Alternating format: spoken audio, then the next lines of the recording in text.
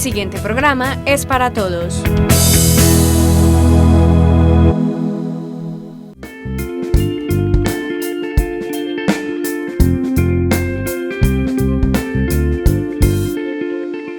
Sí, yo conozco un caso que ocurrió el año pasado en 10 con una compañera que pues ella por un error que tuvo en una lectura le empezaron a decir ese sobrenombre y ella no le gustaba y como veían que ella le da más rabia, entonces ella también pues veían que ella le da rabia, entonces más le decían como para que ella se enojara más.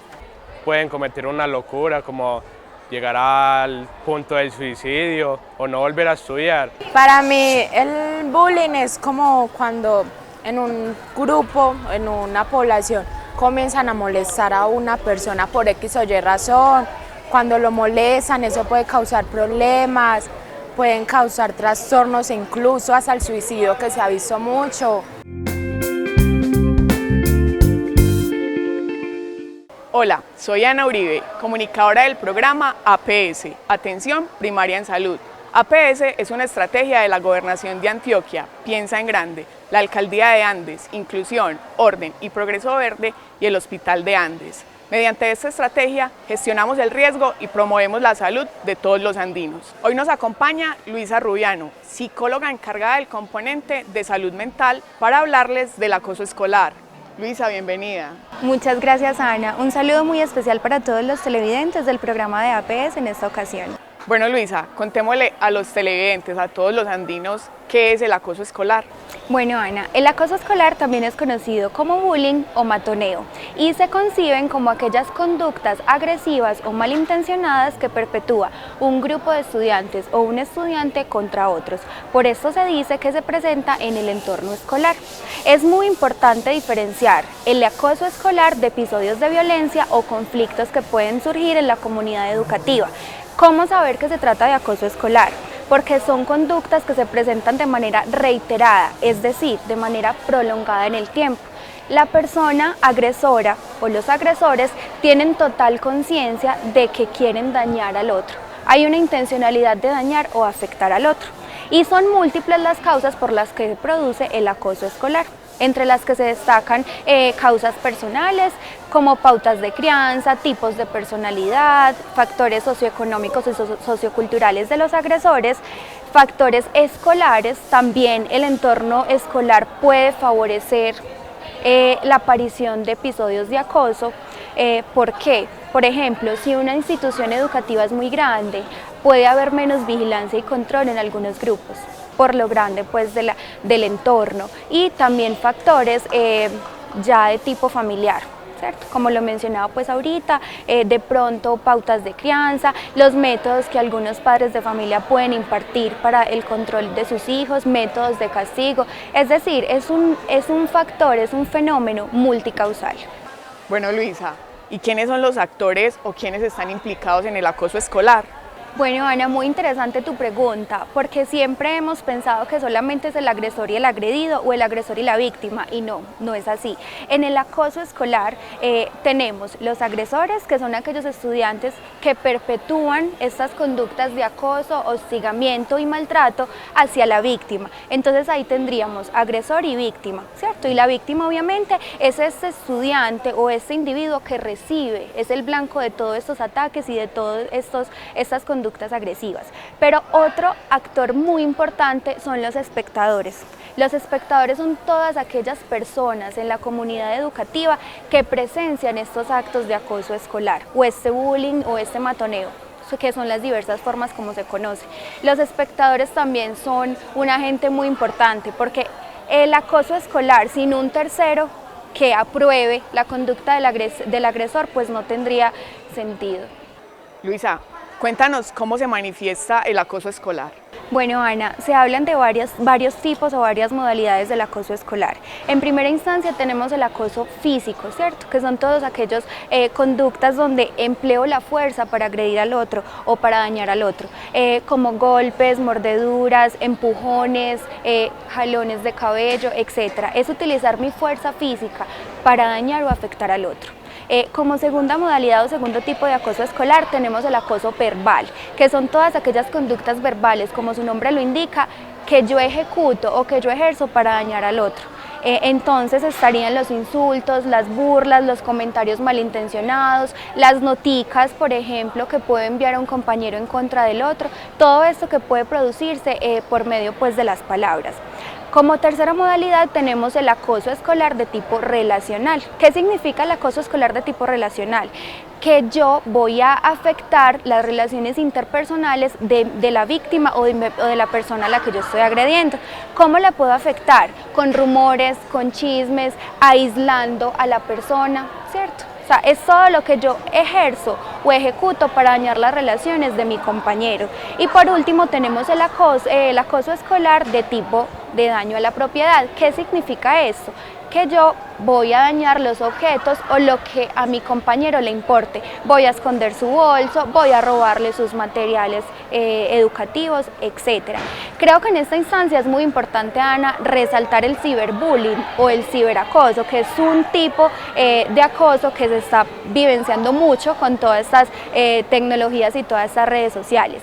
El ciberbullying o el ciberacoso no se concibe tanto como una modalidad de acoso escolar, más bien es una manera de manifestar algún tipo o alguna modalidad del acoso escolar. Por ejemplo, yo el acoso relacional lo puedo ejecutar por medio del ciberbullying o del ciberacoso, ya que puedo usar todas estas plataformas tecnológicas o todas estas herramientas de la información para dañar la imagen de mi compañero o mi compañera, ¿cierto? Entonces puedo tomar fotos donde mi compañero no salga muy bien y empezar a publicarlas y empezar a hacer infinidad de comentarios que están afectando la identidad, la imagen y la privacidad de la persona.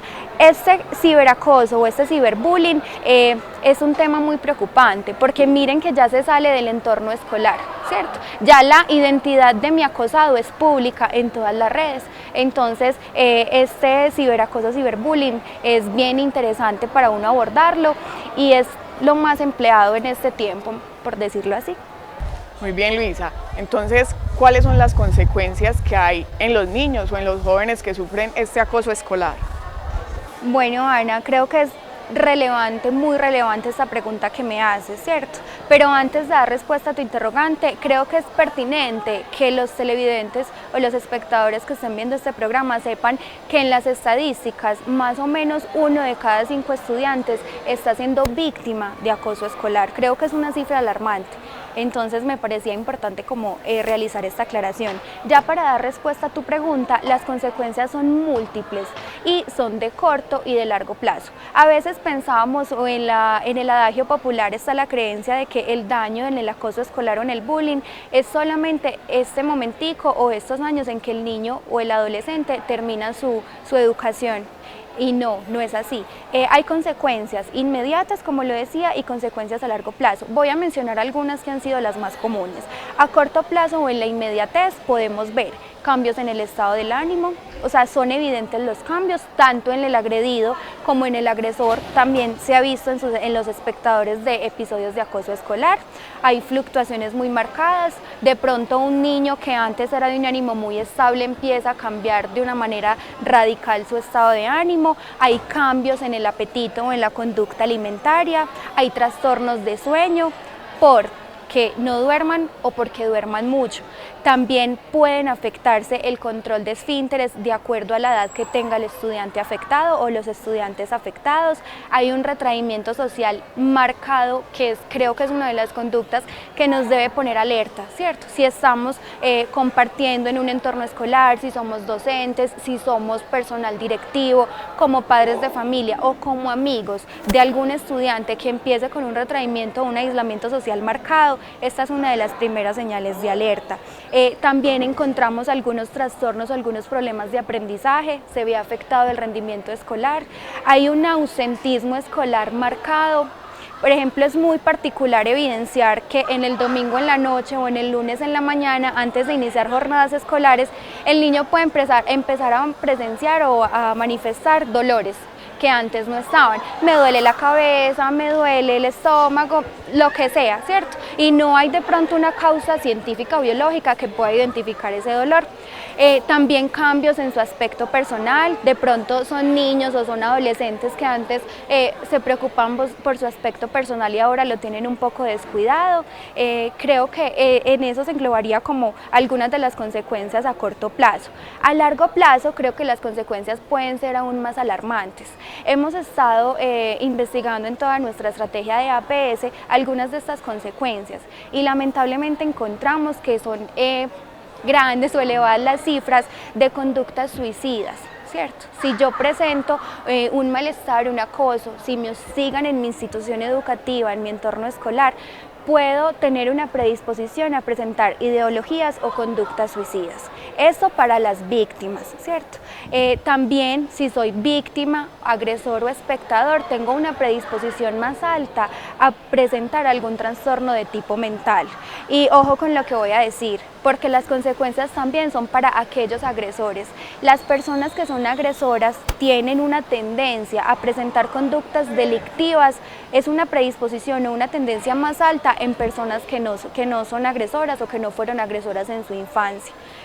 También estas personas agresoras pueden tener una tendencia en un futuro o en un largo plazo de seguir perpetrando esa violencia. Entonces podemos estar hablando hipotéticamente de un maltratador de género, de un maltratador en sus relaciones personales y creo que una consecuencia que siempre se va a ver es el deterioro de las relaciones interpersonales. Luisa, en caso de presentarse acoso escolar, ¿cuál es la ruta a seguir? Bueno, Ana, creo que es muy importante saber qué podemos hacer si presenciamos algún caso de acoso escolar. Lo primero es avisar a las directivas en la institución educativa. Lo segundo es detectar como tal la conducta de acoso. Lo tercero sería una entrevista con las partes involucradas. Acá hay que tener cuidado, no podemos juntar agresor y víctima, ¿cierto? Deben ser entrevistas individuales y asegurar un ambiente y un entorno de tranquilidad para la víctima. Posteriormente, esto se debe comunicar con los padres de familia, quienes deben ser actores activos en todo el proceso de mediación.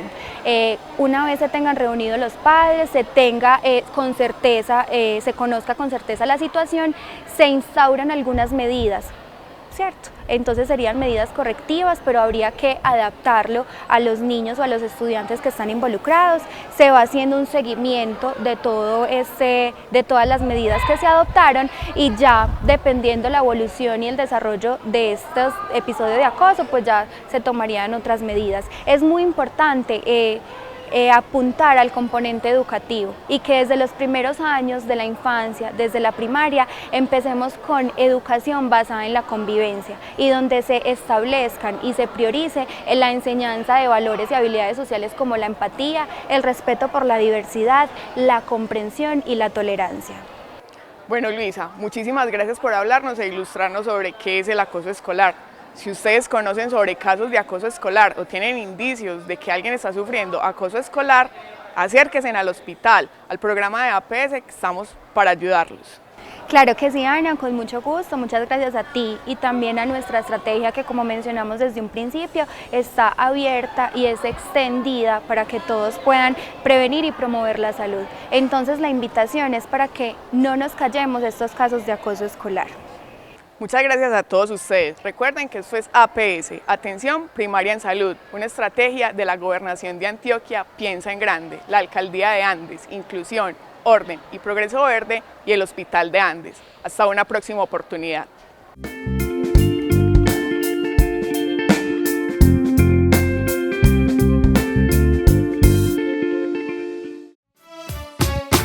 AUPAN, la televisión de los andinos.